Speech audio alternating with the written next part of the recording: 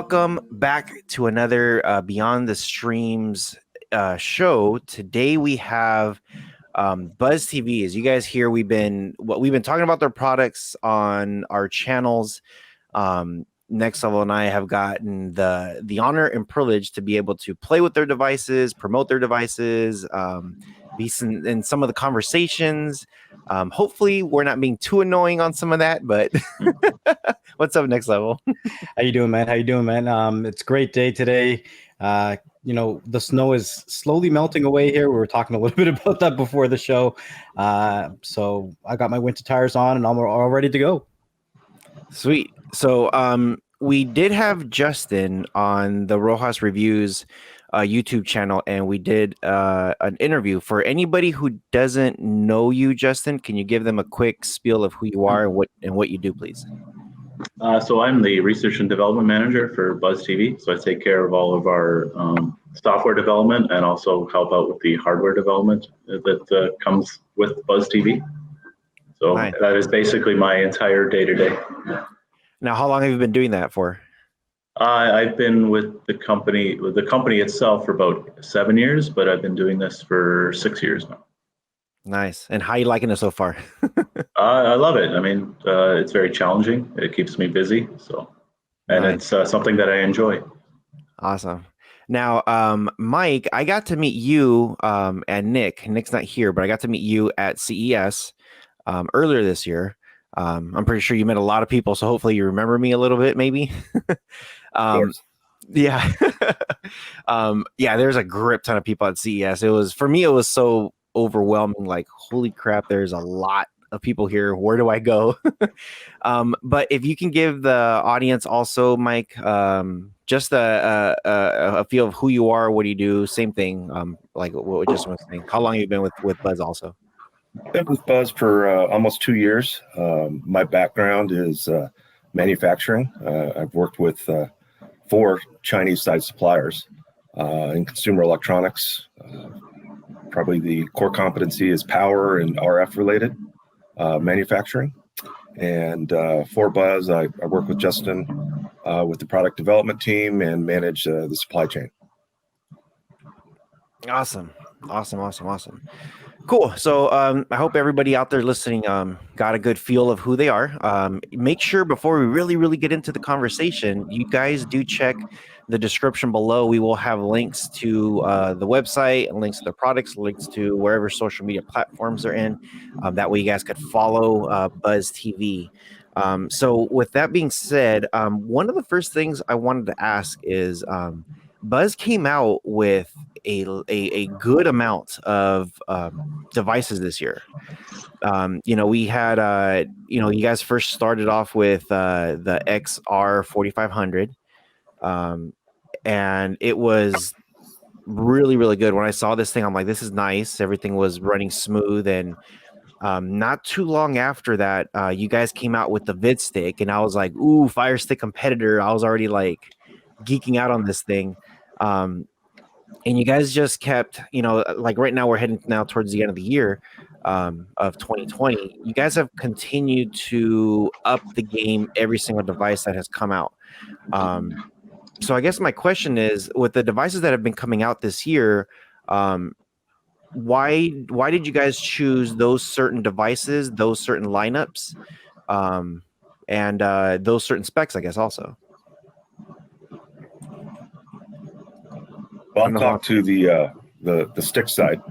The 4500s, as you say, the XR and the XRS 4500 are fairly much the same, except for the memory aspect, one being 2x16 and the other 4x64. And we came out with that because of the maturization of the X3 chipset from Amlogic. So it was a natural move from the 4000 line. The sticks, we saw an opportunity where there was probably a period of time of 1.5 years or 2 years where you just couldn't find it. And what we were seeing is that before the Y2 chipset came out, the common knock on the sticks were heat related, performance related. And when we got our hands on the Y2 chipset, those issues were addressed by Amlogic. The temperature issues have basically gone away, and we felt that there was a gap because of the negative press and the lack of availability of a stick, and obviously the Amazons and Rokus and everybody else in the world, that we felt that we could come out with that and grab some market share with this device that's kind of gone by the wayside. The additional products within that line, the vid it blew our mind after CES. It really blew up, and we had intended just to bring it in just to cover what we, it had sold of the previous version from the last few years as a stopgap. But after CES, it became really evident that this was going to be a very popular item. So the next thing that we do is say, okay, what's next? And that's where the Vid Plus came into play. The Vid Plus, obviously the memory levels are different than the original Vid. It's 4x32. And we also have a different power supply in there. We do have some European, UK customers, so we have a power supply that has the adapters inside included in the kit. And the power supply itself is a much better power supply. It's got a very good voltage curve and very little AC noise, which enhances the performance of the Y2 chipset. And then it was ironic that Nick and I were talking, I don't know, it was probably 4 or 5 months ago, and we go like, the Vid was good. The Vid Plus is great. Why not take it all the way and put the maximum memory in there, which would be the 128? And that's how the Max got born on a Friday afternoon, just talking it up and going like, there's nothing out there like this, and it's gonna blow the channels apart. And that's kind of what we've done with that and the 4500 line. We took that same idea and said, you know what, 4500 Max, let's do a 128 gig version. And we start off slow, but then it becomes a very popular item as soon as we announce it. It's always been really interesting. Rohas and I have tested a lot of devices just like you guys have, and it's kind of true what you say. There hasn't really been a successful stick competitor outside of the typical Fire Sticks and the Rokus, right? And I think a lot of it does come down to not just the hardware being, I guess, somewhat perfected, because a lot of them were using the older the M Logic chips, but now with the BuzzTV actual software on there, a lot of them were running the typical stock Android, like mobile launcher or whatever you want to call it, and it wasn't really Android TV friendly.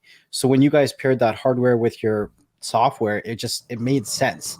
And it was finally a legitimate competitor to the standards that were on the market for so long. And I think that people were waiting for a standard like that to kind of come in and take some of that market share. So we were really excited when we got our hands on it. I can't wait to try out the Max version just to see what I can actually put on there and what I can really test it with. 128 gigs on a stick is interesting. Like, you could load, I mean, if you had your personal content, you could load a whole bunch of 4K files. It's so small, you could put that in your pocket, take it on the go if you're traveling, whatever you're doing. So it's a really exciting time to be in this market for sure. Yeah, I was gonna say too is when that vid stick came out, I think it was back in May. I think May of this year. It's about right. Yes. TiVo was just around the corner. Chromecast with Google TV came out a few months later. Like a bunch of these dongle stick things started to come out like one right after another. A little bit later, then we see the new 3rd gen Fire Stick came out, and then the Fire Stick Lite. So I think it's been this year. It's been a very exciting year to see. I almost want to call it like evening out the playing field. Like, it's not just all about the Amazon Fire Stick and the Roku. Now you have a good variety of devices to choose from, and depending exactly what you're looking for, what type of end user you are, there's going to be a stick for you. So for me, I'm very, very excited to play with that Max. There's some performance enhancements in them as well. Say again? So there are, from the lessons that we've got and the feedback that we received on the vid, we've done some improvements on the vid plus and the vid max, and just enhancements, but mainly the antenna. I've made a couple graphics if you don't mind. Go for it. So when a stick, if you see this and you see the S in the middle, that's a stick, and the outer circle represents the power of which the RF transmission would go. And you want to see a nice inner circle all the way around. All right, want to hold that up a bit more? Higher. Okay. There you go. There we go. Okay. So the basic theory is that inner circle is a 360-degree view of where your stick is in relation to wherever your router would be or your signal, right? Mm-hmm. And so not knowing when you sell a stick where somebody's going to put it, it's important to have that nice even circle around. And if you take a Fire Stick or some other type of device out there, what you could tell is that circle is not a circle. And if you see that indentation on the 270-degree side, that means that signal is barely going out at that angle towards the router, right? So we've put a lot of lab time and effort into the antenna performance by upgrading the antenna system, by moving it around to enhance it for longer range, and to make that circle as even as possible so you don't have gaps. And the easy way to tell this is that you can go load an app, a signal strength indicator app on your device, and you could look at it and you could see where it might say like -60. And that is the range from the router and the signal quality. But on a poor one, it might be -82, -83. And if you get much higher than that, the signal will actually drop. And then if you take that device and turn it around, say 180 degrees, it might get better or worse. And we wanted to get rid of that phenomenon because it not only affects the performance of the stick itself, but the Wi-Fi module holds the Bluetooth module. And Bluetooth and Wi-Fi, they're both at the 2.4 gigahertz range. So they share the same antenna. And when the antenna is not propagated properly and you don't have this range, it'll actually affect the Bluetooth functionality of a remote. Whereas your range might be a half or a third, or the navigation buttons appear to be like sticky or get fast or slow. And those are basically byproducts of a bad signal. So we've really tried to make a difference in these last two generations of the stick. And then we've also, with the performance range aspect of this, if you take it and you look at, anyone else's stick, and I'm talking, the Rokus and the Amazons or any competitor out there, which is not too many right now, you're going to see a big range difference. And it almost makes up for the dependency on Wi-Fi, which sticks are, unless you use a LAN adapter itself. Yeah, I kind of wanted to take it back to the beginning of the vidstick for a second. I understand that obviously a lot of the temperatures were fixed with the new Amlogic Y2 chipset, but what did it look like? Were you guys thinking about doing a stick for a while and then you saw they did the improvements? And then what was the thought process of actually jumping into a stick? Like, was it just because they fixed those thermal temperatures, or were there other things kind of in the works at the time? Well, the thought of doing a stick, when we got involved into trying to replace what we had, I think our old model was probably 4 or 5 years old. There wasn't a lot of innovation from Amlogic in that area. They were, in a sense, taking an SoC that was designed to be in a bigger housing, i.e. a set-top box, and you put it, a stick has the same parts. They're smaller. So the case size of resistors are smaller, but it still has to have the same resistors. The SoC is the same size. Memory doesn't really change that much. So putting it into a housing like that is a definite challenge. I think it was good timing that at the same time we were talking about it, the Y2 SoC was just coming out. Nobody was playing with it. I went over to China about 13, 14 months ago. I couldn't find a supplier within our own supply base or otherwise that would even make it. They go like, why would you want to do that? You know, there's such a negative aspect to it from previous ones. Nobody's demanding it. And we amongst ourselves said that, you know, it's like a Kevin Costner thing. If you build this thing, people are going to come to it. And that's kind of what happened. I mean, we went from, well, we got to replenish our line and it's something that we need to have, to, you know, post CES, and it really blew up. Nice.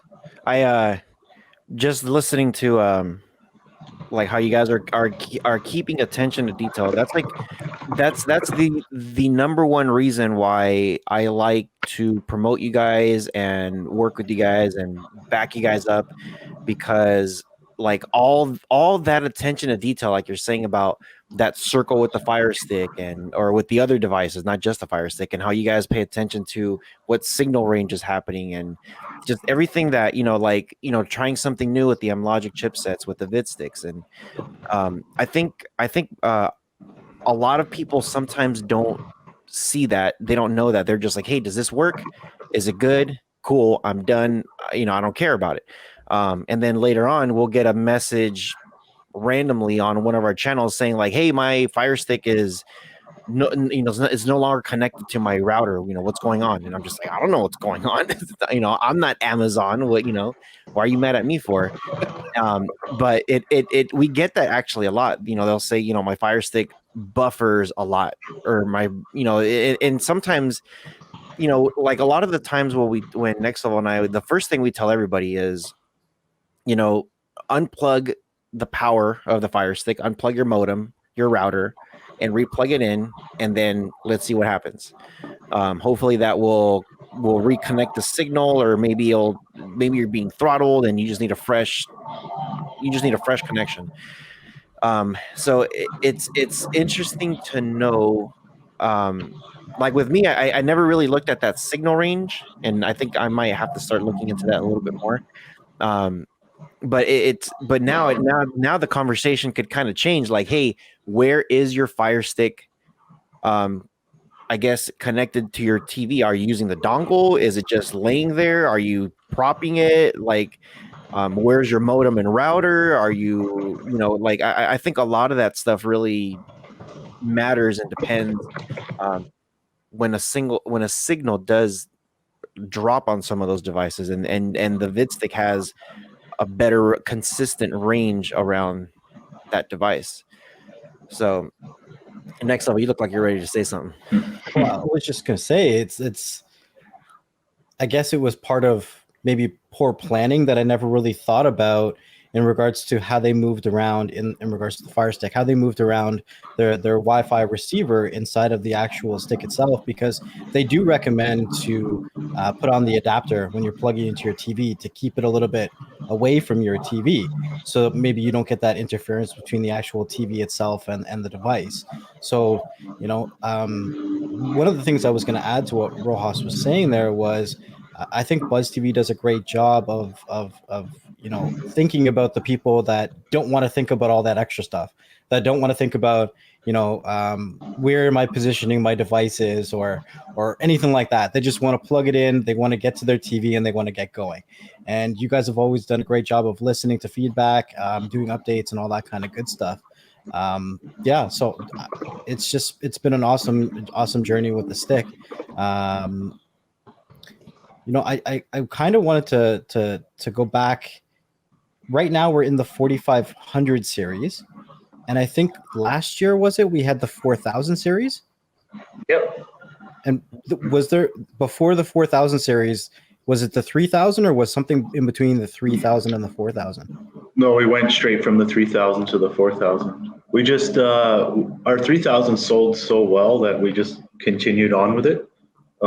For probably longer than expected, but then we started getting new SoCs to come to the market. So that's when we started looking at, hey, we need to come out with a new model. And that's when the 4000 was born. It's always been really cool watching your device journey, because the 3000 series, I think you guys were not afraid to take risks And, you know, some of them were really good. Some of them, obviously, with no matter risk you take, there are some devices that are not going to be as popular as others, right? I mean, Yeah. 3000 series, we had some Ferrari red versions as well, I think.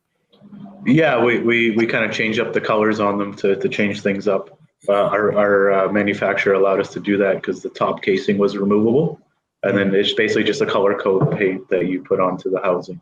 So, and I think that's definitely a way to keep it interesting, right? So you had the 3000 series. It was one of the popular devices that I knew about. That's when I first really started learning about BuzzTV myself, was the 3000 series. And then, you know, just keep reinventing it, changing it up, adding more, you know, more specs to it, just upgrading the RAM and the ROM is definitely something that is enough to keep the devices going for a certain longevity, right? What was the transition like between the 3000 to the 4000? How did you know you guys were ready to come out with the next gen? so the one of the biggest hurdles that we had with transitioning was jumping into a new operating system. So the 3000 originally came out with Android 6, and then about 6 months later we switched over to Android 7. But coming into Android 9, when you get an SDK from the manufacturer, you can't just put it together and say, here you go, let's start selling. It took us 6 months to basically get to work on modifying it to our liking, to pass all of our tests and make it work where the user won't experience what we're experiencing within those 6 months. And then the other hardest part was coming out with the BuzzTV 4, which was basically redesigning a lot of the menus from the ground up all over again, which we did on the 3000 years prior to that. So those are basically, it took us about 6 or 8 months before we finally came out with the 4000 in near like Q3 of 2019. So, do you kind of feel like you guys come out with a device and a brand new set of software, and then once that's kind of polished, you start working on another set of software, and then once that's kind of coming into fruition, you're like, okay, this is going to be the 5000 series, or the 4500 is coming out with this software? Is that kind of how the transition usually goes, or is there another path that usually ignites either one or the other? Usually that is the path. Like on our newest release that's coming out, which is the 4900, we're coming out with BuzzTV 5, which is basically a totally revamped UI and a bunch of new feature sets. And that'll actually be applied to all of our 4000s, 4500 sticks when we do release that. So we kind of come out with a release for the 4000, and then we get customer feedback from everybody, like your guys' channel or even our own sellers and that, and we just try to improve. So this time around, we took in all the feedback and we just kind of revamped absolutely everything when it comes down to the UI, feature set, what we were missing, what would make our product better, and then that's where we come out with the release. But unfortunately, things like this do take time. So we do hope to have the BuzzTV 5 released very, very shortly. Nice. So on the XR 4500, I guess we should call it just the 4500 series. Those are all using the Buzz 4, right? Correct. All of our models that are currently on Android 9 are using BuzzTV 4, and actually the newest model, our entry-level one that we released just about 30 days ago, the E1, is using BuzzTV 4, but it's running on Android 7. Okay. Now, can you talk a little bit about the E1? I know this one is it's newer for me and Next Level, and you know, we got to play with it a little bit, and some of our subscribers might not know exactly what that E1 is. So if you could touch on that one too, please. So the E1 is basically for those users that are just strictly looking for a low-cost solution, but they only want to mainly use IPTV. But we're also not lacking on certain hardware specs like Wi-Fi. A lot of these entry-level boxes come out with single-band Wi-Fi. We actually went above and beyond and came out with 2x2 5 gigahertz Wi-Fi on this particular box. We gave it the matching remote that comes with the 4000, and then we put together all the software that you would see on our 4000, 4500 models. But we're coming in at a lower entry-level price point, so that's what we're trying to touch on the market. Nice. And how's the feedback been going so far with the E1? So far, so good. I mean, we are going to release an update shortly to weed out a few of the minor bugs that came upon release, but that goes with almost any product when you release it. Yeah. But I mean, that was one of the main issues that we had with a lot of our sellers is that some would say, well, the 4500 is out of my price range to sell. So that's why we just kind of just fill in all the gaps. We go from small, medium to high level. Mm-hmm. So, okay. So all the vidsticks right now, all the 4500s right now, the E1, everything is running the Buzz 4, right? Correct. Okay. So, what are the current features on that Buzz 4 that's available right now? So that one we have currently like our multi-home screen. So you can use 3 different home screens right now. Actually, on our next update, you'll be able to use a 4th home screen. We also have our full customized UI that we did last year. So you have all your live TV, your VOD, TV series, full guide, recording, and then we also add in features like organized categories, so you can hide what you don't want to see. You can move categories. You can customize favorites, all that. That was basically released upon our initial release of the 4000, which launched the Buzz 4 last year. Cool. Super cool. So I had a quick question about software since we're talking about it. And in the front end, it looks to be the exact same software that are on the vidsticks and the 4500 series. But are there any actual differences that you guys have had to do because the differences of the device? So if it's for all of our products that are on Android 9, from Logic, they actually have a pretty good feature set when it comes to the Android SDK. Their Android 9 SDK actually covers all of the chipsets that we're using for Android 9. So you can technically port what we built for the 4000 to the 4500 and then keep going 4500 to the stick because the SDK is very similar. There's only certain things that you need to overcome, which is like Wi-Fi differences and remotes and stuff like that. But porting, once you built it all, which I said earlier, that it took us about 6 to 8 months to do that. You can within 3 weeks you can port what you just built onto a new device, as long as it's running the chipset that's supported by that SDK version.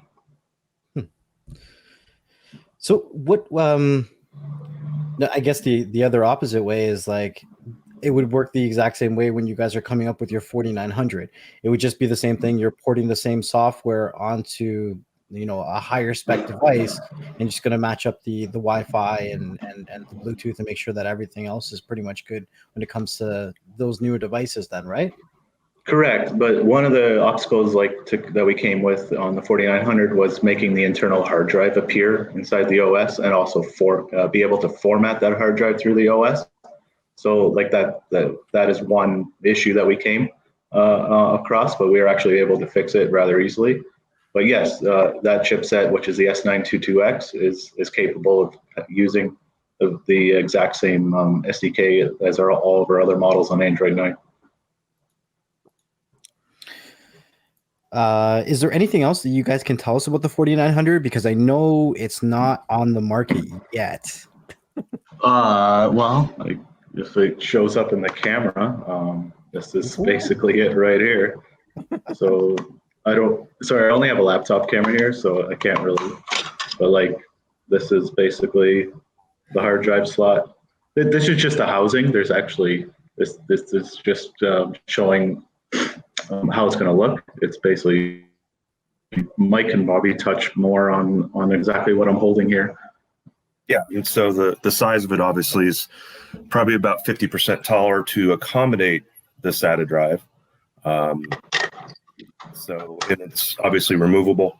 We'll probably be doing other versions of this down the road and playing around with the memory, and maybe a drive will be included in it. The sky's the limit on the size of what you can get, dependent on the drive itself.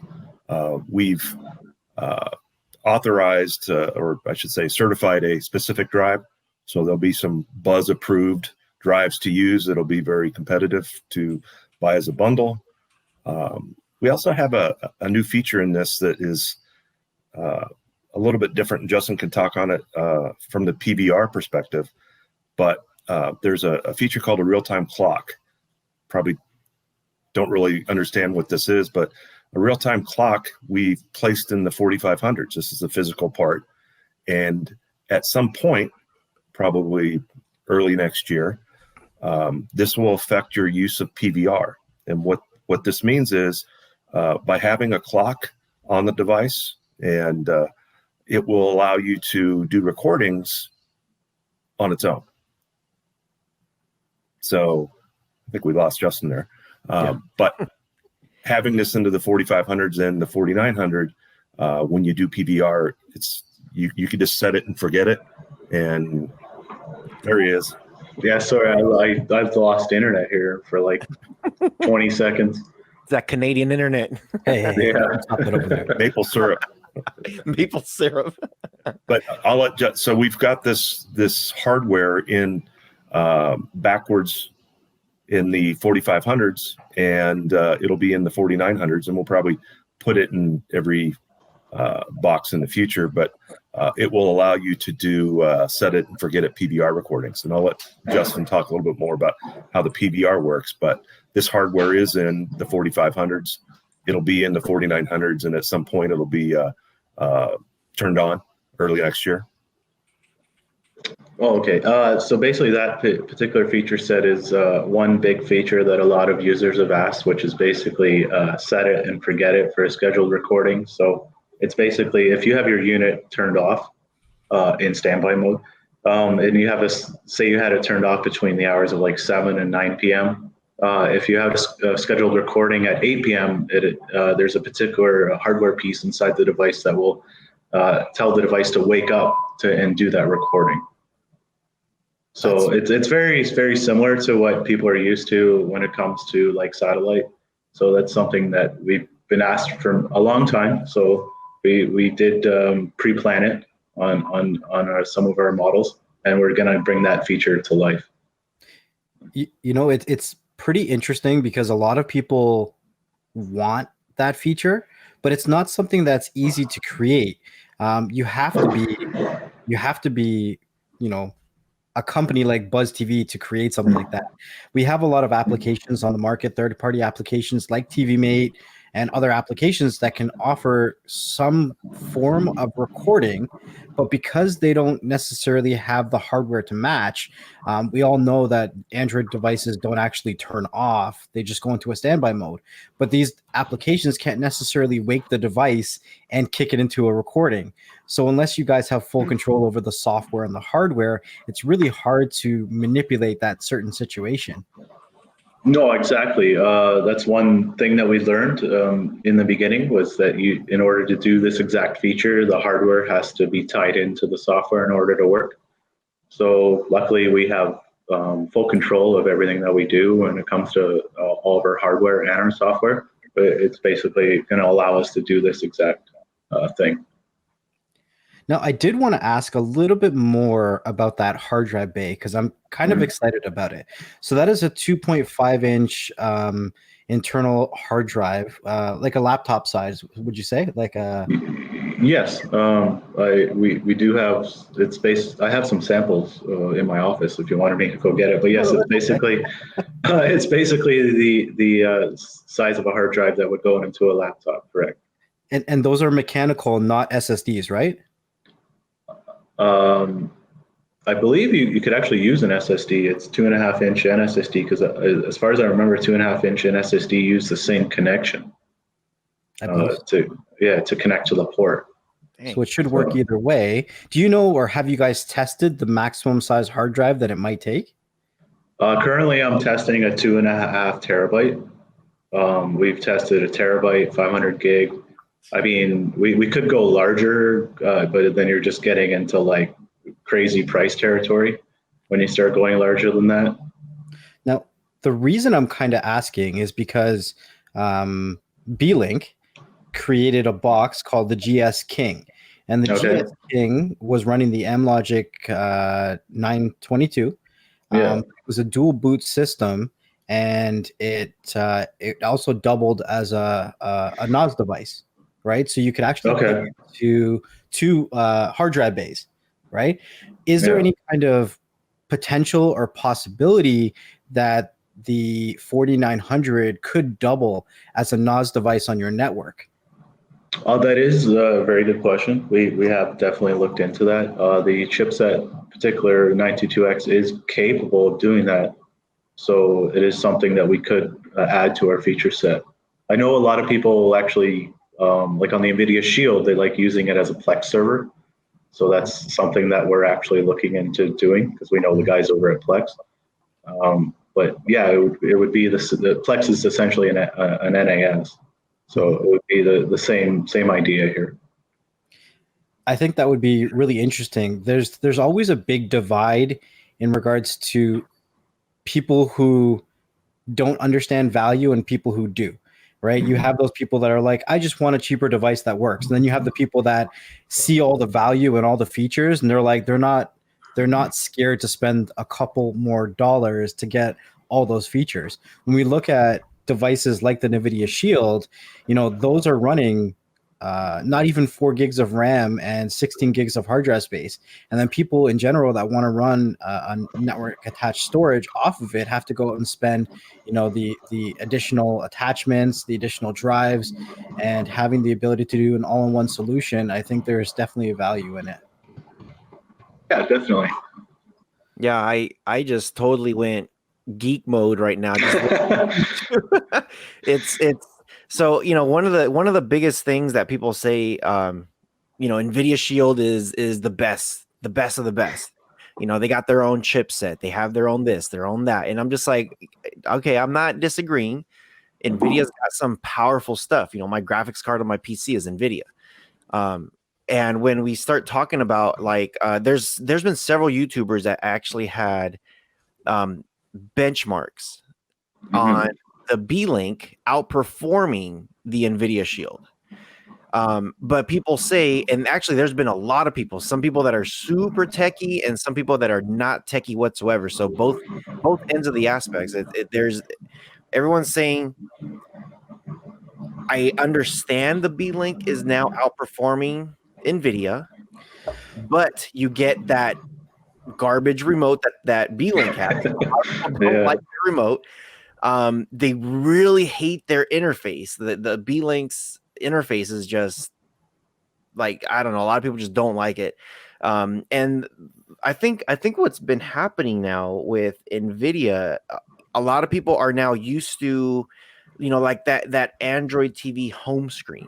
They're used to, like, here's your apps and you could see everything. You scroll down, here's YouTube with all your recommendations, or here's Netflix with your recommendations. I think a lot of people started to almost like the conversation back then was the B-Link was the fastest, the most powerful. It even had at 1.500 gigs of internal memory, which nobody was coming close to it. And then they shrunk it down to 16, saying like, we don't need to do that because people. You're talking about the Shield, right? Shield, yeah, NVIDIA Shield. They're like, they don't, some people don't really are using some of this stuff properly, so they're just like, let's just shrink it down. But then some people are still like, I wish the NVIDIA Shield had that 500 gigs because of now the gaming side of stuff. NVIDIA has a massive platform when it comes to GeForce, their whole gaming side. So when I'm hearing you guys talking about like, okay, now I could throw in, like, I'm already thinking speed wise, if I'm able to throw in a solid state drive on this new 4900 Max or 4900 series, whatever it's going to be called, I'm already thinking the speed of this thing is going to be insane. I'm already ready to benchmark some stuff just to see what it's going to do.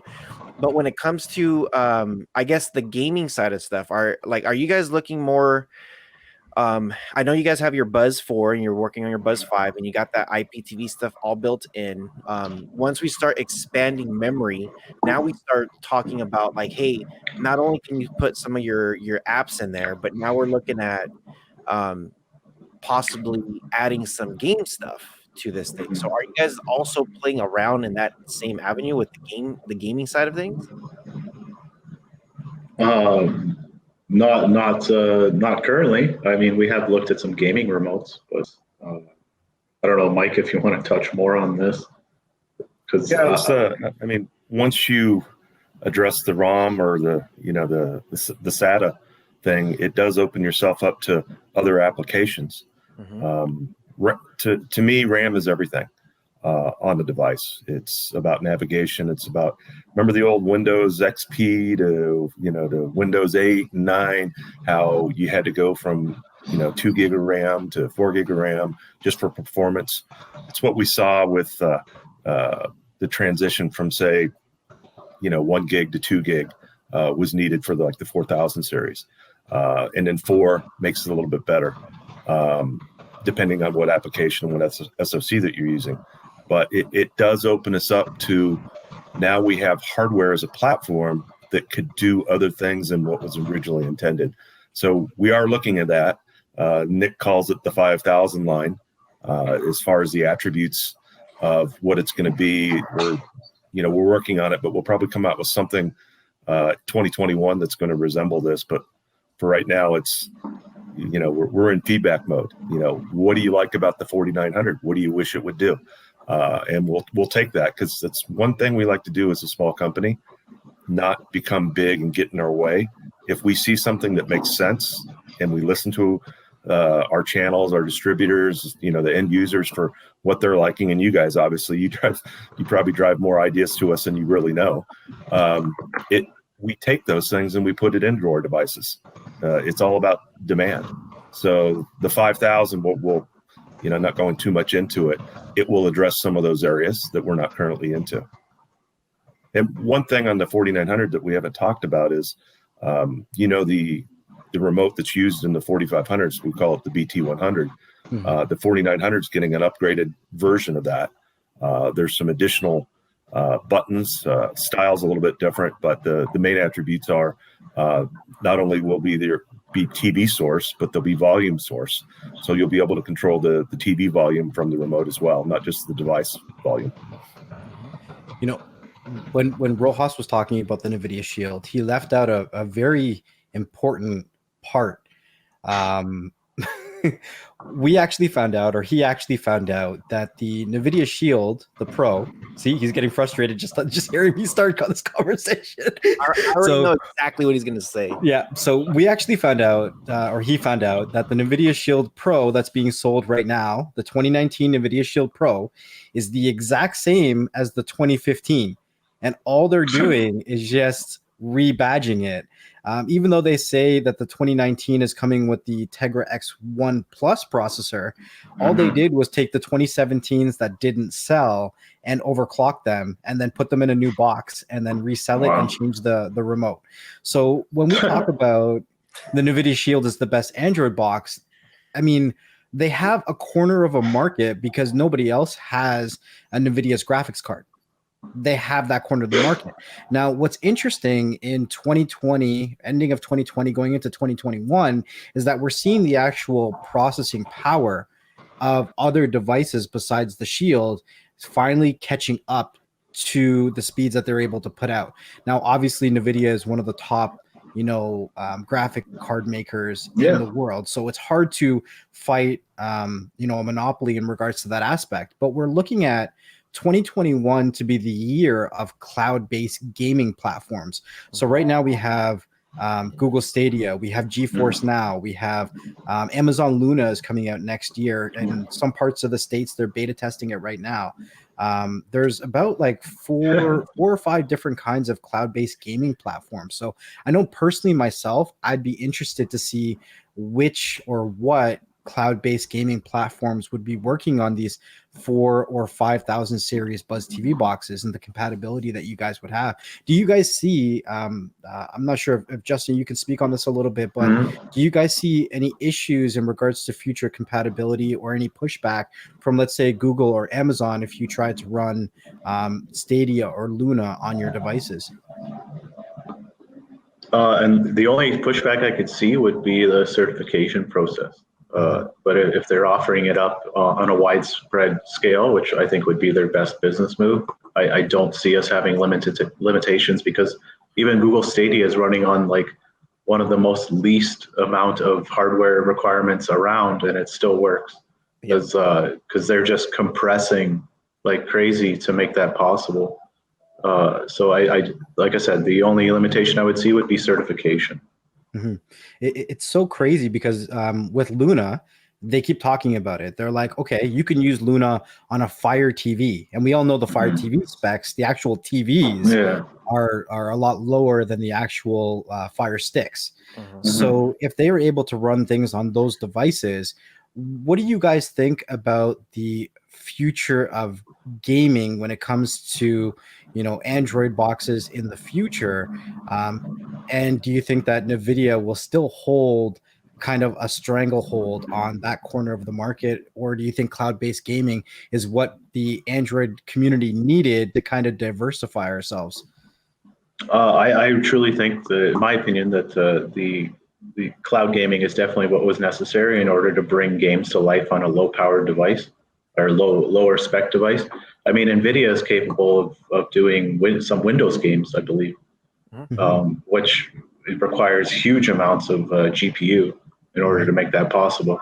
So obviously there's like you have Fortnite and PUBG available on Android now. I mean, those ones run on even some of the most least spec phones. So they were able to convert a high-powered game from a PlayStation or an Xbox and bring it over to mobile. So those games are very popular. There's a lot of other games that are very popular. So I'm sure, cloud gaming is definitely probably the future for gaming. So I'm going to go full on conspiracy theories right now. Okay.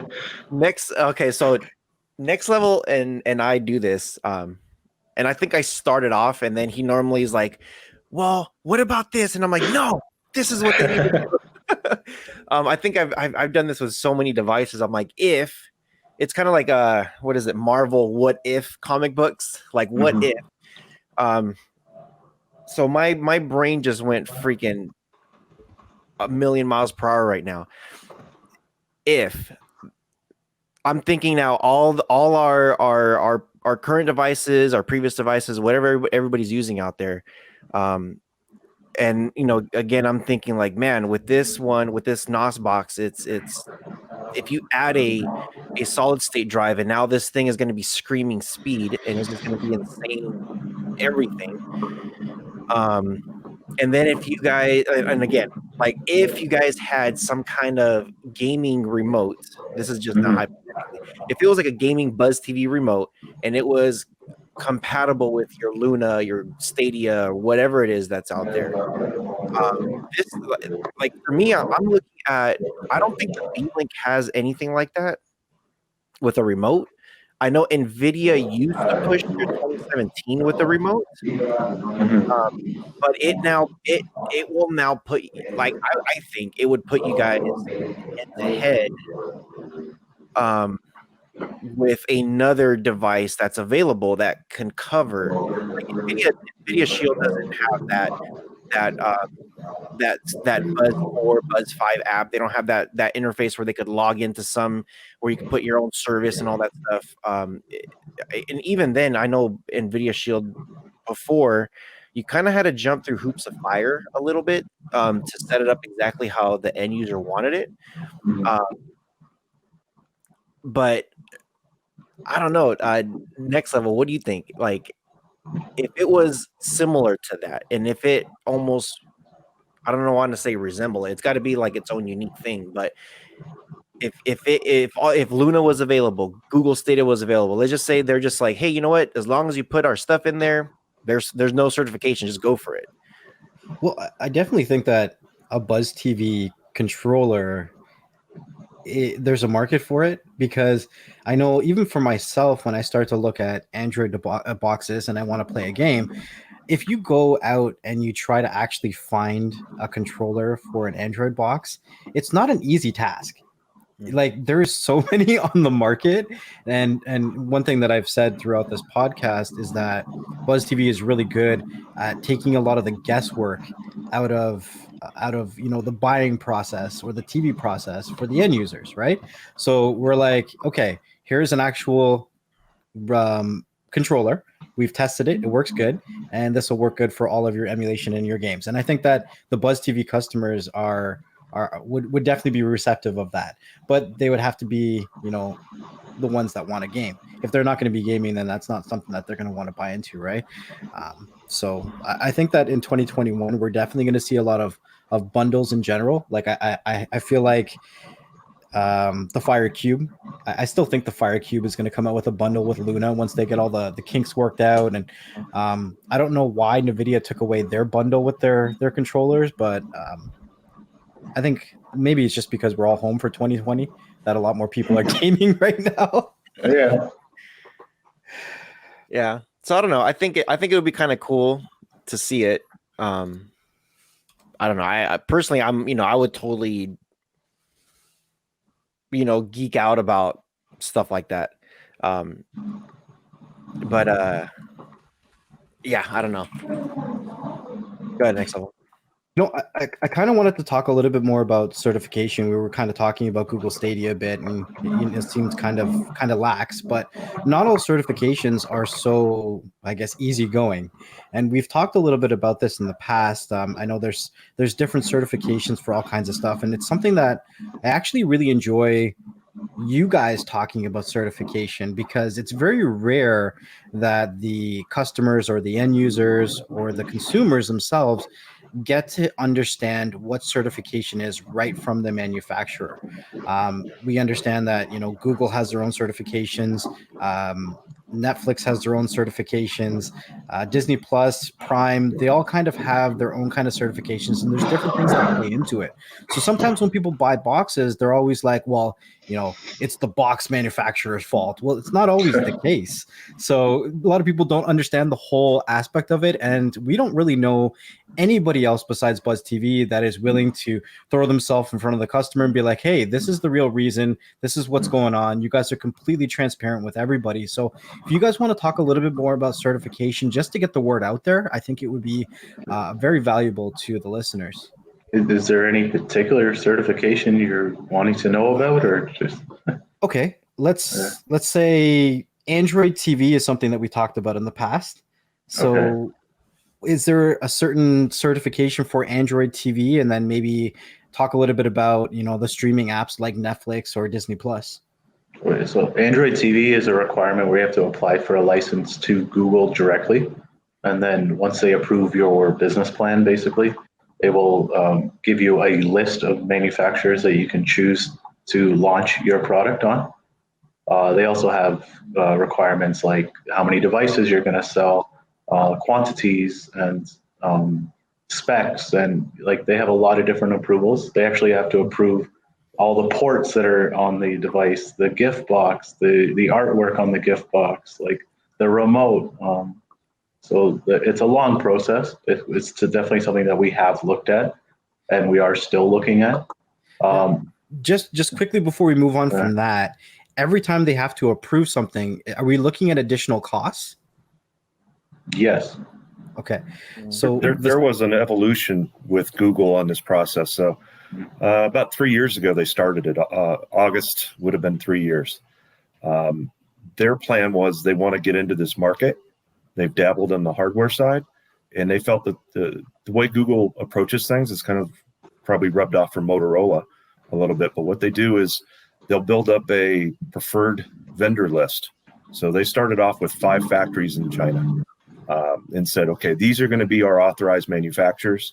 Here are the requirements. And they tossed it out there, and they knew that they had issues with Prime Video and Netflix. And the big issue is my Sony TV in my living room has, Android TV built in, and it has the Netflix app. It's great. But the licensing requirements for, say, Netflix on ATV was you had to commit to like a million pieces a year, or it had to be a country where they had no penetration, like South Africa, as an example, to where they could lower those requirements. But the evolution of this I remember meeting up with the guys from Google, and matter of fact, one of them lives in Vegas. That's where I'm at. The requirements back then it was like a living thing. They didn't really know what to do with it, but they wanted to build up this infrastructure. And most of the suppliers that jumped in thinking, oh, we're going to do business with Google, they failed miserably because of these limitations. You can't sell an Android TV to box and put it in Best Buy. And there's at that time, there was no Prime Video, no Netflix. People were returning it just for those reasons, regardless of quantity. But over the years, more suppliers came online going through this process of being an Android TV manufacturer, because the original ones they weren't moving product. And if they were, the return rate was ridiculous on it. So it morphed to a point to where they got a couple out, and obviously the NVIDIA Shields and the Sonys and the Samsungs and the LGs and whoever's big on TV, they don't have these little, lack of licenses for, say, Netflix, and Prime Video kind of fixed itself with Google. But the atmosphere changed about a year and a half ago. Google knew that they were going to be a device manufacturer. They wanted to be just like Amazon. They wanted to have a device, and their latest device that they came out with, last month, I guess, is their first stab at, we're going to do this, and they're going to probably put most of their competition, their supplier base, out of business, because they won't be able to compete with the subsidized product that Google's going to be coming out with, because it's a platform at that point, just like Amazon. When they sell a stick for $25 on a sale, they're not really making any money. But they know that device is going to go out there and it's going to create other revenue streams, and so does Google. So they've used their supplier base to get it to this point, and it's changing.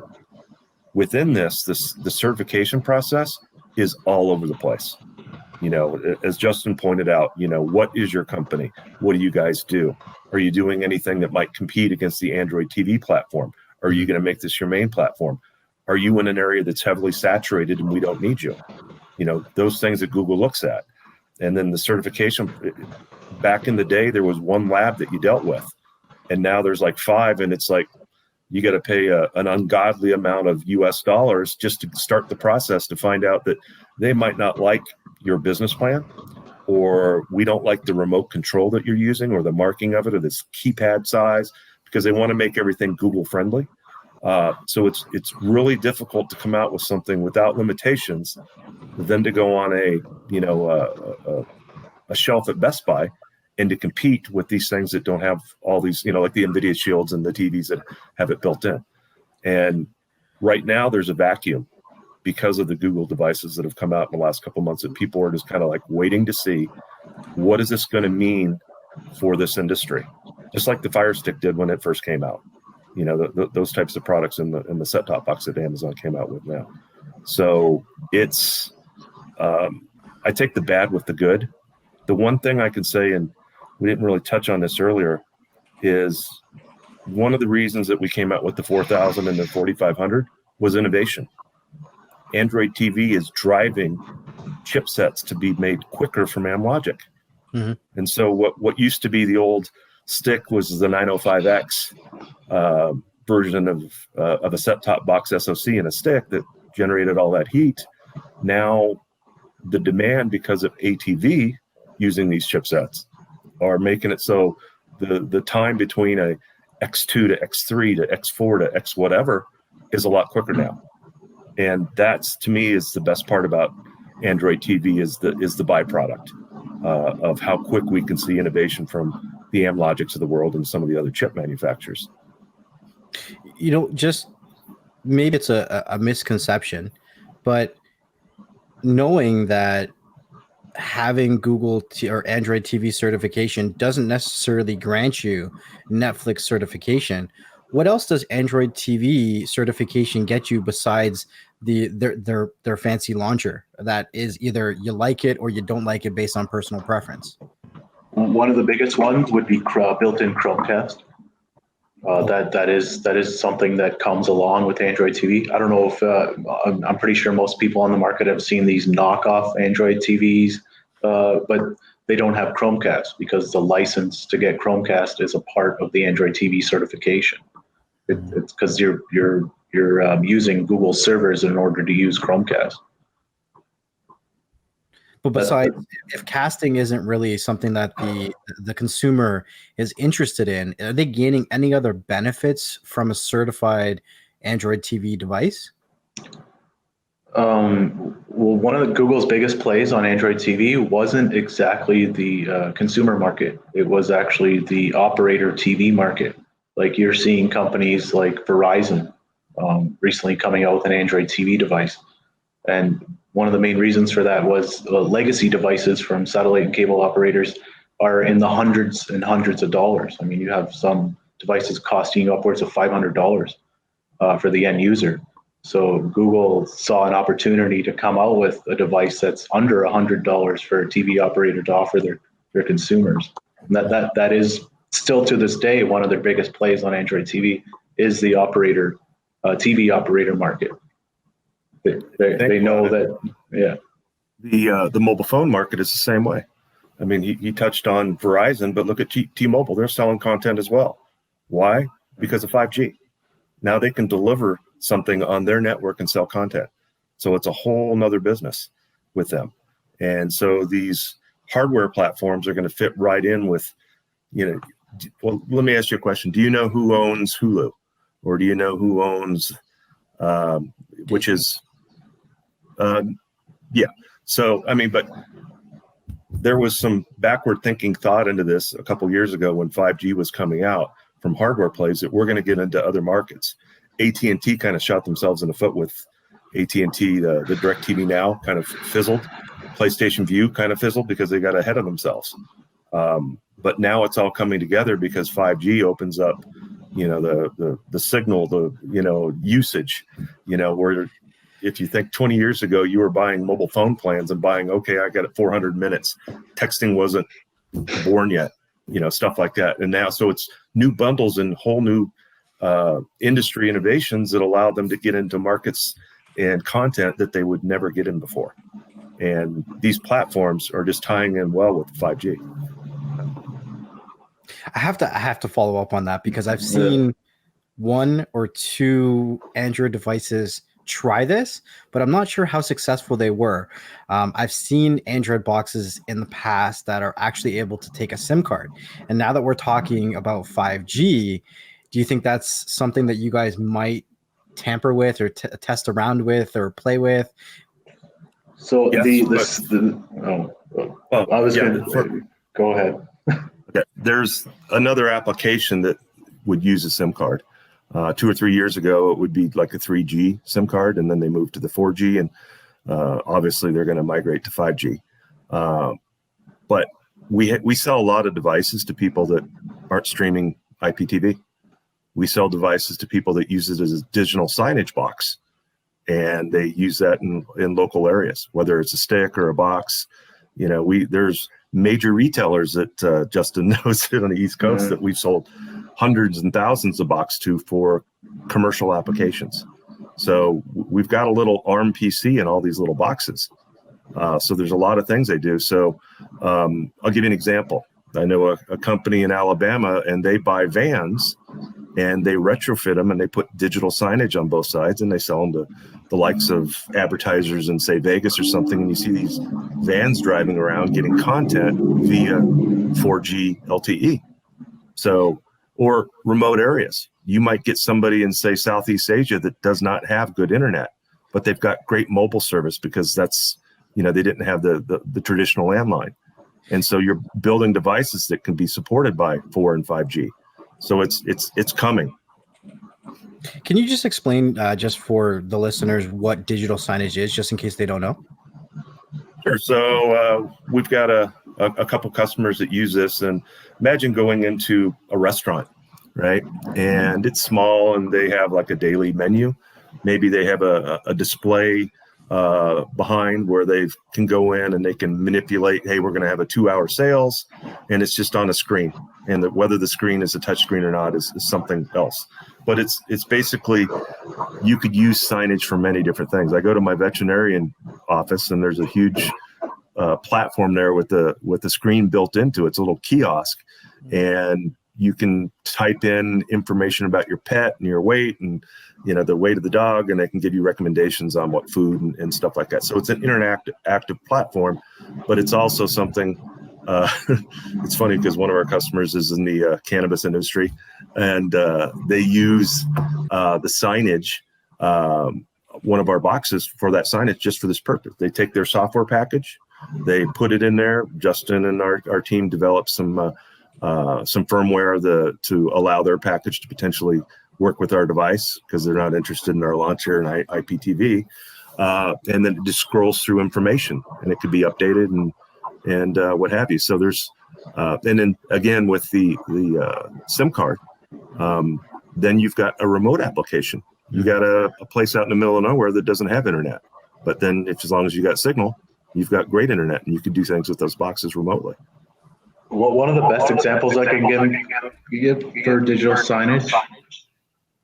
Oh, sorry, I'm hearing a lot of feedback there. Would be if you walk into a McDonald's recently, all of their menu boards are all digital signage. They're capable of updating their menu items right by within any given second. They can run promos all through those digital menu boards that are above the cashier. So, man, that's a lot. That's a hell of a lot of information. I hope a lot of people absorb that. If anybody needs to pause, any listeners out there and rewind that, feel free to rewind that. But it's a lot of stuff there.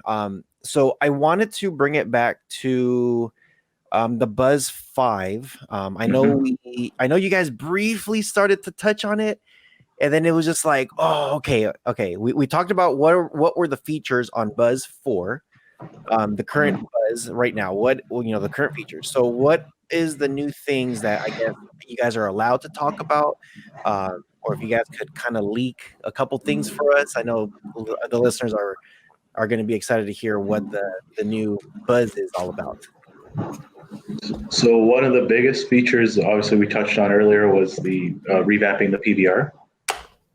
But we're redoing basically the entire UI for pretty much all the menus to match all together, so everything flows together.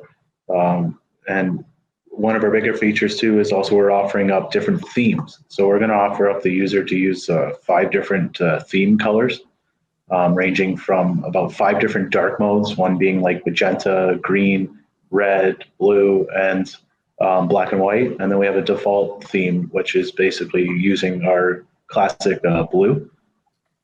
And then we're offering up just easier to use configuration menus. We're allowing users to have user groups for their favorites, so they can have like a Mark or Rohas group where each person has their own individual favorite groups of channels. We're offering up multiple different channel lists to use. Some users want to use a channel list that shows the categories, the channel list, and the picture-in-picture all on the same screen, or they want to use a wider view. Like on the Buzz 4 right now, you only see the channel list. You got to press left to open up the categories. So you can actually flip menu choices. And we're even some of our customers we listen to where they prefer the VOD UI from 3000. So we're actually going to be offering up an option where you can flip a list view, which was kind of used on the 3000, rather than the current thumbnail view. So users have a choice between using 2 different style menus for VOD. I mean, there's a lot more to go on, but those are some of the big feature sets that we're going to accomplish with Buzz 5 at the launch. I do have to add in there, I do think that you're having a lot of fun with those themes, because we've been kind of going back and forth. You've been sending me some pictures. I've been trying them out. I do have to say magenta and probably the black and white are my favorite, because I've been trying them behind the scenes and we've been talking about them. So it's been a lot of fun. It's been pretty cool. Thank you for giving me an opportunity to actually add in some input, because I remember I was like, where's the black and white? And you're like, oh yeah. So that was pretty cool.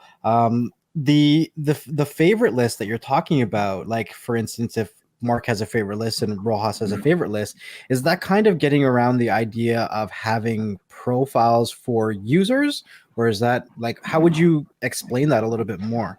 So basically, it would just be a new category that would be appear on your categories list for live TV. So we did look into user profiles. It is something that is on the list, but it's a little hard to do because there's a lot of back-end databases that are involved in order to make that happen. So basically, to start with the user groups would be a user would create, say, if they have a family of 4, they would create 4 different user groups for all 4 family members, and then they would be capable of looking at their own category of favorite channels inside the category list while using the BuzzTV. I'm already thinking like with families, like, hey kids, this is your favorite channels, or this is your favorite channels. These are your approved channels. I better not see you in other categories. It's kind of silly that you don't see that a whole lot in other third-party IPTV software. It's a little, to be honest, I think it's a little silly because we all share devices. Not all of us watch the same channels. So it's kind of silly that we haven't seen that yet. So I'm actually happy that you are creating or bringing something that I forgot that I needed. Yeah, that was a big ask from a lot of our users. Was we did a lot of work on favorites over the years, where we allowed users to sort their favorites inside the category. So if you're in an English category, for example, you can press the sort button, and all of your you have an option to sort by favorites. So all of your favorites will appear at the top of the screen. I mean, we offered up that feature last year. And then people wanted to be able to move around their favorites. So like, say if you added channel 100 a month ago, and then after that you've added 15 new favorites since then, and then you want the channel number 16 to appear under the one that you added a month ago, users wanted the capability to move that up in the list using the remote and saving it. Like, there's just so many things that people ask us for favorites. I think we've touched on or accomplished all of them, except for this user group. So, I mean, but who knows? People ask us stuff all the time, and we go. So we're always open to suggestions. So here's a wrench that I'm going to throw in that. There is typically, oh man, okay, so I don't want to go too far into it, but there's adults that like to see the, is there a way, I don't know if this is something easy or something maybe to brainstorm or take it with a grain of salt, but is there a way if somebody were to create a category that they're like, hey, I created my category and I'm going to name it, Rohas's list. You could see it, but if you click it, there's going to be some kind of password that pops up for anybody to open up my list. Or on the flip side of that, if there's all the categories there, is there a way to say, hey, I want to lock this category? So that way if they see it and if they click it, they need some kind of password or possibly even hide that category. So currently, even on our current application, we have the ability to hide categories. We even were able to, if users hid the adult category, if they tried to unhide it, it would ask for the password. We built that into the application because there's a way to detect an adult category. But there's a suggestion that you just gave on your other thing that you just touched on was adding a password to view a custom favorites category. I'm going to have to add that to the list. Damn it. So this is something that we get asked all the time, and I'm pretty sure that we talked about this on the live stream that we did together before, Justin, but are we going to see a multi-screen feature, or what other things are we possibly going to see in 2021 or beyond? Multi-screen is something that we've been asked about many times. But one of the biggest issues with multi-screen is finding a provider that will even support it, because you need more than one connection attached to your subscription in order to even make that work. But multi-screen is something that we have plans for in 2021. I don't have an exact date for it, but it's not going to be a part of the BuzzTV 5 launch this year, because there's a lot of work involved to make that work. We would actually have to rewrite a lot of our code in order to make that feature possible. Mm-hmm. Now, is there anything beyond that? Is there anything else that you can leak on that's coming for 2021? We like leaks. We like. Yeah. So in our last podcast, I touched on doing multi-device apps, so mobile and stuff like that, and that is actually on a different coding platform. So that is actually what multi-screen is going to be attached to, and that is going to be our next big release in 2021, which is basically giving users the ability to not only use the BuzzTV box, but download an app on their phone, for example, that would allow them to take the experience with them. But multi-screen is going to be attached to that code base. Nice. Hold on a second. Yeah. Did you just say you guys are going to allow the BuzzTV app to be ported onto different devices? Not the exact app that's available on the device. So it'd be like a toned down version that's built for the mobile experience. But not for other Android boxes? I don't know yet. We haven't made that decision. Just checking. Yeah. I know there's a lot of applications out there that are sold for a specific price on the Play Store or even outside the Play Store. That is something that we're talking about internally. But like what I'm talking about currently would be basically like there would be like a QR code available on the box, and you scan it with your phone, and then you're able to use the application on your phone. But that's just something that we're looking at right now. But selling it third party, we don't have a decision on that right now. Okay. I have one more last question for you guys in regards to software. If you guys could touch briefly on updates. So like, for instance, the 4000 series to 4500 series, how long would those devices be supported for updates? If we come out with BuzzTV 5, how far back does that go? If we come out with BuzzTV 6, how far back does that go? So typically we're looking at about a 3 to 4 year time frame to support devices. Like even our 3000 we released in, I think, 2016, and we released an update for it March of this year. And I think we're actually going to be releasing another update for it before the end of the year. Realistically, we're looking at about 3 to 4 year time frame for support on devices. I mean, obviously, if it goes beyond that and you have like a big bug that appears out of nowhere, that's something that we will still fix. Cool. So where can, I guess, the subscribers, the listeners, where can they follow you guys within social media? Like, where are you guys active on right now? We have accounts on Instagram, Twitter, and we also have our own forum, which is STV Talk, which we do a lot of posting on there for support and also announcements and stuff like that. Mm-hmm.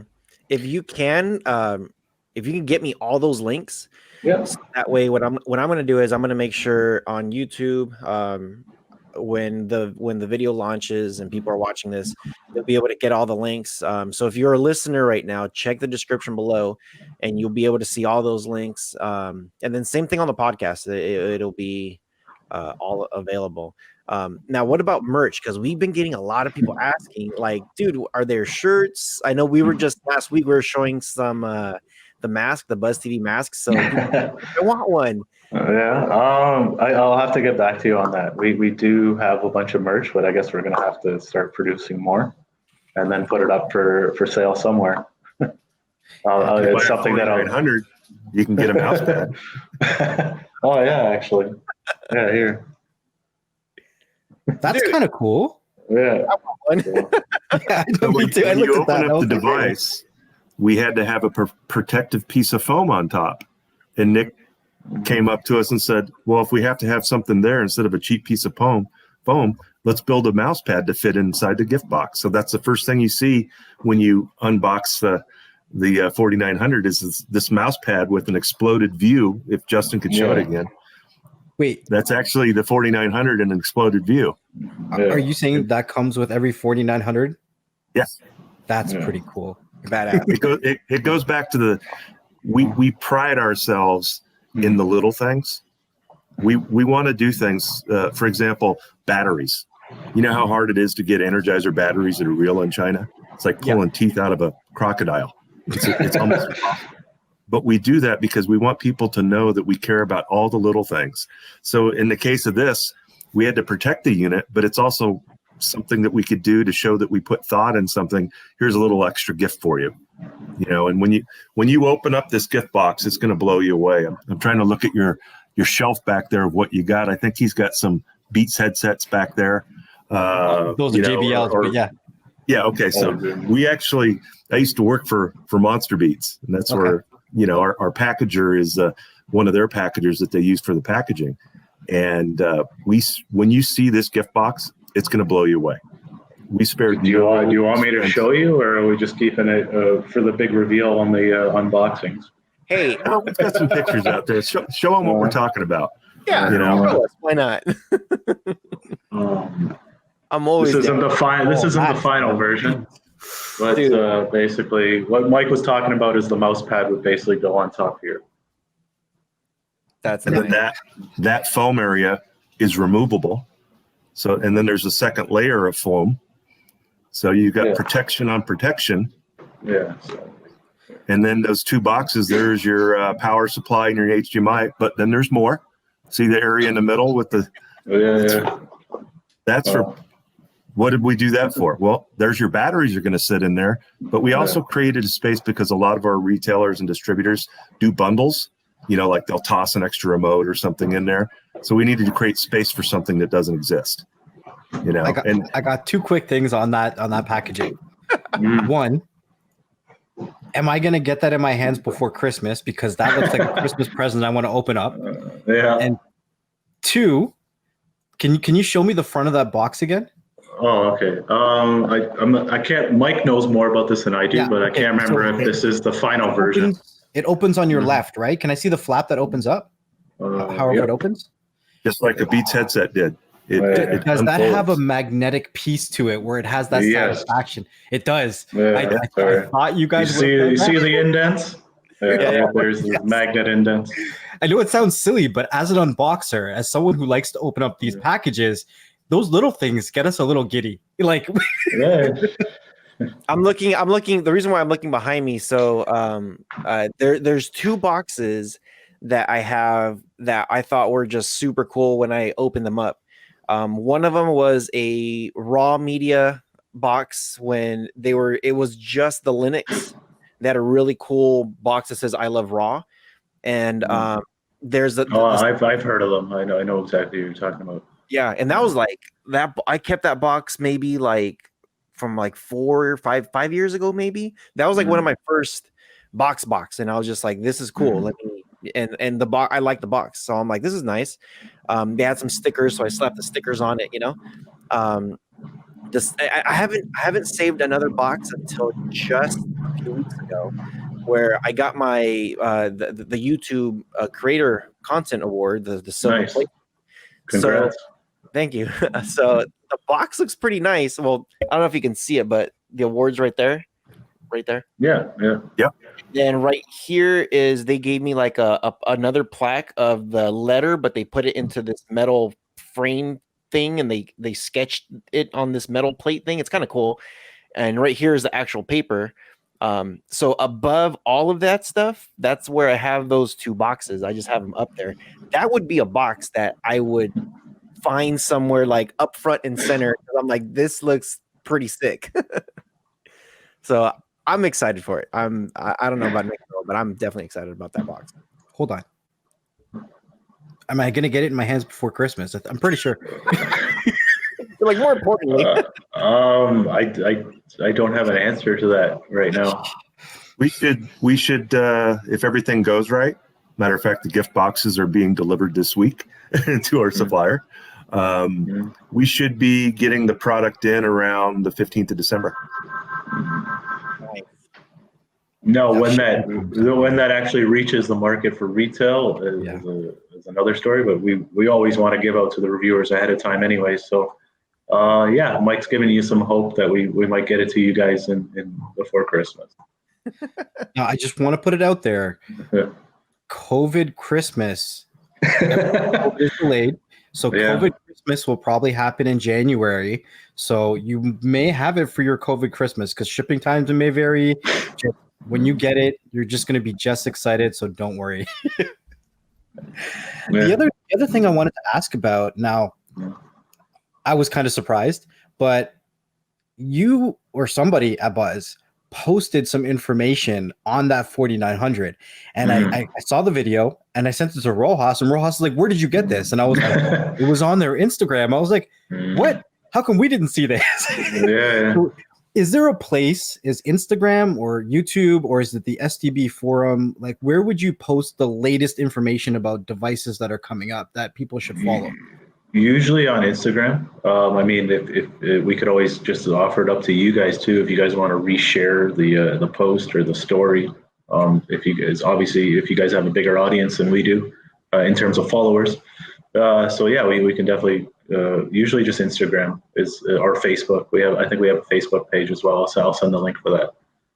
Cool. Awesome. So yeah, we'll definitely put that in the description below. So okay, cool. So a lot of information. There's a lot of information. So this is the part of the show now. We always give our guests, if there's anything that you guys want to say, any last final words before we start ending the show. I don't know who wants to go first, but go for it. You guys take it off. Oh, he's pointing at me. Basically, I mean, I really appreciate you guys' time and the promotions that you guys do for us and all of your followers. If anybody has any suggestions to make our products better, you can always drop them to Rohas or Mark at Next Level, or you can even send us a message on our forum or our email or social media, and we're always open to suggestions to improve our product. And we really, really appreciate everybody that supports our brand. And I'd like to add that, not to blow smoke in the air per se, but we do listen to people that come to us with suggestions, questions, answers, the what ifs. We're in a group, Justin, Nick, and I. We're always talking about, hey, this is a great idea, but it's not practical. Or, hey, it just dawned on me, let's do this. And we pride ourselves on being built to do things quickly. And as an example, the 4500 Max, it went from an idea to in our warehouse in about 4 months. And that's pretty tough to do. The Vid Max is going to be on that same kind of trajectory. And there's ideas that we kick around and we decide, maybe next year, or it's not good. But the influence that we get in some of our decision making comes from guys like you. And so just keep doing what you're doing. We really appreciate it. And I think the biggest thing is Buzz listens to the market and the people that are within, the family of this industry. And it's important for us to take everything and to try to make a better product because it serves everyone. I wanted to thank you guys again for taking the time. I know we sat down and we're like, okay, an hour, and it's gone on to an hour and a half now. So I appreciate you guys taking all this time to really sit down and no problem, lay it out on the table for everyone to hear. Because as I keep saying, there's no other company in this niche, in this market, that takes that time to do it. I really like how the relationship is kind of being built where our followers will come to us with either an issue or an idea, and then Rohas and I can kind of vet it and then ferment it and then submit it to right now I've been talking to both Nick and Justin, and then we can really decide, does it make sense? Mm-hmm. Is it feasible? And how do we do it? And for everything that I've seen submitted to you guys have been on the ball. You guys have came back right away and said, hey, we can do like this. We can do it like this. What do you guys think? Shoot them back this. There was actually a situation where one of my followers had an issue and Nick personally called them. Like, you're not going to get that service anywhere else. So a big shout out to you guys and everything that you guys do. I absolutely love these sessions where we can sit down as people and talk. I have my gears churning in my head about another conversation that I want to have. And it's awesome that I've now met Mike, because I think that there's certain things that I would like to talk to Mike about. And I know you guys are all very busy, and I'm hoping that if we can't get everybody on, we could always do a podcast or a live stream with Mike or with Justin or with Nick or whoever's available, because you guys all have great information to share. So on behalf of Beyond the Streams and Rohas and myself, thank you. Really do appreciate it. No problem. Appreciate it. Yeah. Thank you. Thank you. Appreciate it. Yeah, thanks one more time. The one thing I want to tell everybody who's out there listening or watching, if you're on the audio side or the video side, make sure you guys do leave us a comment below. We always read them, and we appreciate every single one of our listeners or subscribers. And also, we always have the latest and greatest updates on anything about Buzz. So check the description. We're going to have links so that way you guys can find them. We always try to hook you guys up as much as we can. So that way you guys can learn, and it's not like we're just trying to give you guys here's just another product. So as you can tell, BuzzTV, they have passion for what they do. If you haven't been able to see within Justin's first live show on the Rohas show, plus this one, these guys are very humble. They're very down to earth.